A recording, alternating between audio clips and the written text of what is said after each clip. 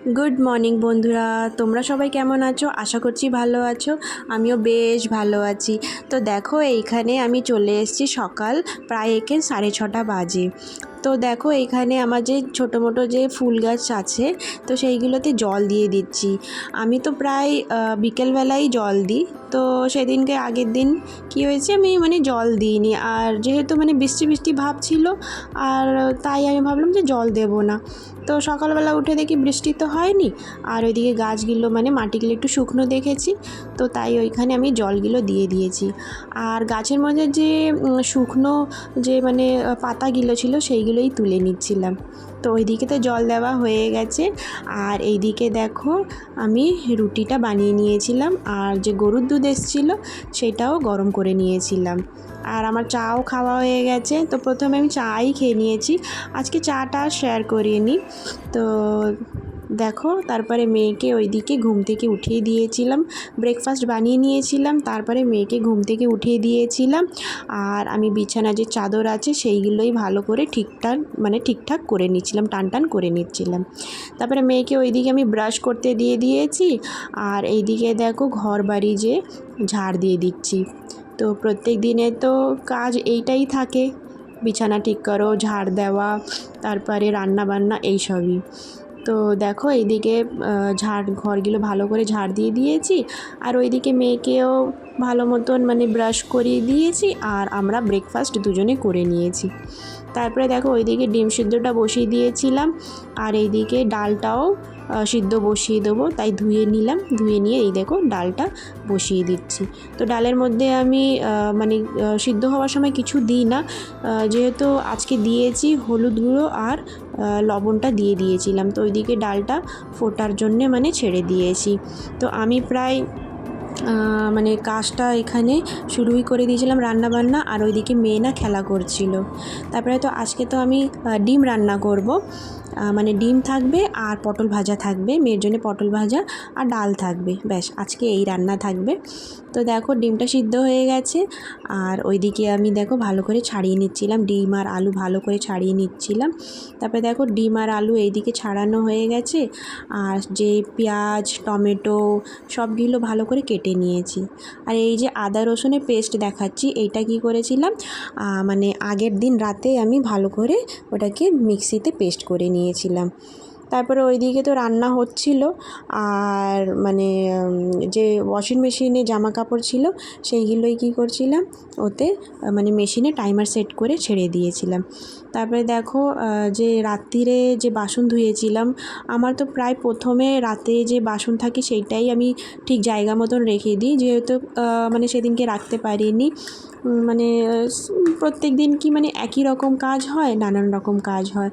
তো জায়গা মতন বাসনগুলো তো রেখে দিয়েছি। আর এইদিকে দেখো, ডালটাও হয়ে গেছে, ফোড়নও দিয়ে দিয়েছি। তারপরে দেখো, এখানে ডিমের জন্যে, রান্নার জন্যে ডিমটা এখানে ভেজে নেব। তো এক এক করে ডিমটাই কড়াতে দিয়ে দিচ্ছি, ডিমটা ভেজে নেব। আর ডিমের মধ্যে হলুদ গুঁড়ো দিয়েছি, যেহেতু কালারটা ভালো আছে। তো দেখো, ডিমটাও ভেজে নিচ্ছি এইখানে।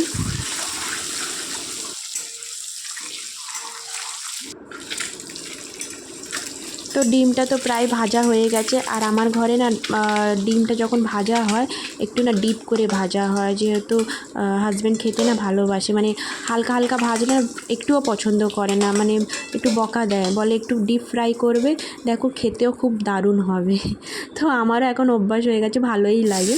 তারপরে ওই দিকে তো ডিমটা ভাজা হয়ে গেছে। আর এইদিকে ঝোল বসিয়ে দেবো। তো তেল দিয়ে, এতে প্রথমে তেল দিয়েছি, তারপরে জিরে দিয়েছি, আর একটা তেজপাতা ফোড়ন দিয়েছি। তারপরে এতে পেঁয়াজটা দিয়ে দিয়েছি। পেঁয়াজটা হালকা হালকা ভাজা হয়ে গেছে। এখন আলুটাও দিয়ে দিয়েছি। তো আলুটা হালকাই ভাজবো, যেহেতু সেদ্ধ তো হালকা করেই ভাজবো। তারপরে এর মধ্যে দেখো, আদা রসুনের পেস্ট দিয়ে দিয়েছি, এটা ভালো করে ভেজে নেব। তো দেখো এখানে আদা রসুনও মানে ভালো করে যতক্ষণ না মানে ওর মধ্যে তেল ছাড়ে ততক্ষণ আমি ভেজে নিচ্ছি। তারপরে দেখো এখানে বাকি যে মশলা আছে সেইগুলোই অ্যাড করব। তো এখানে অ্যাড করছি হলুদ গুঁড়ো, লঙ্কা গুঁড়ো, লবণ আর জিরে গুঁড়োটাও দেব। ওইটা কি হয়েছে মানে আমি ঘরে যে ভেজে রাখি সেইটাই, তো ওইটা কি হয় লাস্টে দেব, তাহলে না মানে সেই সেন্টটা ভালো থাকবে। আর তারপরে এখানে টমেটো অ্যাড করে দিয়েছি।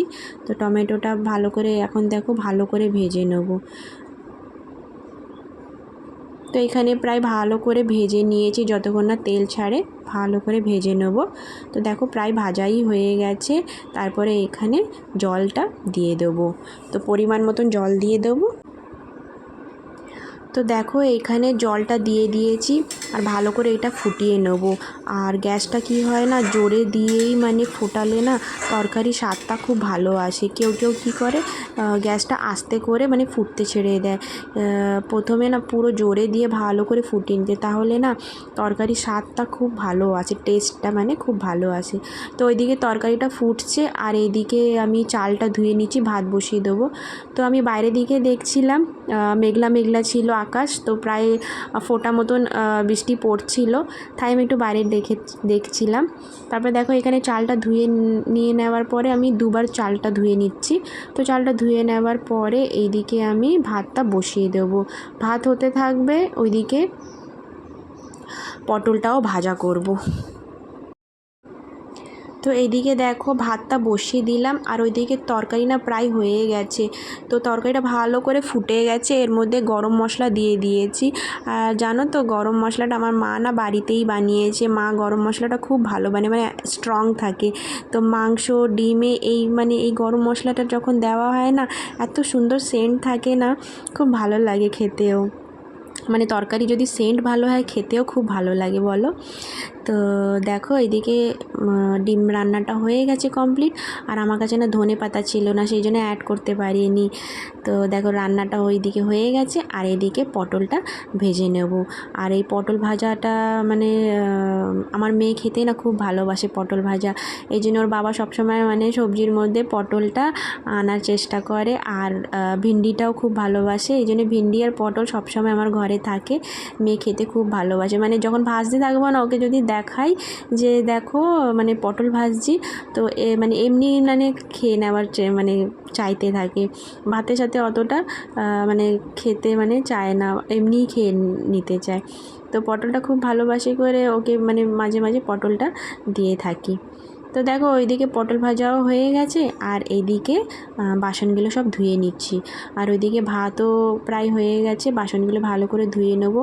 আর এই বাসনের মধ্যে বড় বড় যে বাসন আছে ওইগুলো না বিকেলবেলা ধুইব, যেহেতু সময় হয়ে যায় রান্না করতে করতে প্রায় এখানে 12:30 হয়ে যায়।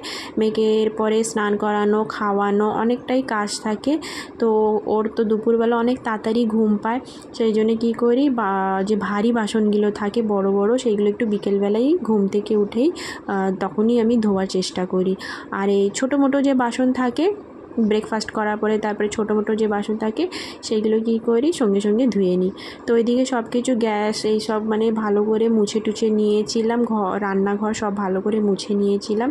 তারপরে তোমাদের সাথে সোজা বিকেলবেলা দেখা করছি। তো এদিকে ঘুম থেকে উঠে মেয়েকে মানে যে বিকেলে স্ন্যাক্স হয় ওইসব খাইয়ে টাইয়ে তারপরে আমি এদিকে যে জামা কাপড় ধুয়ে রেখেছিলাম সেইগুলোই ভাঁজ করে নিচ্ছি।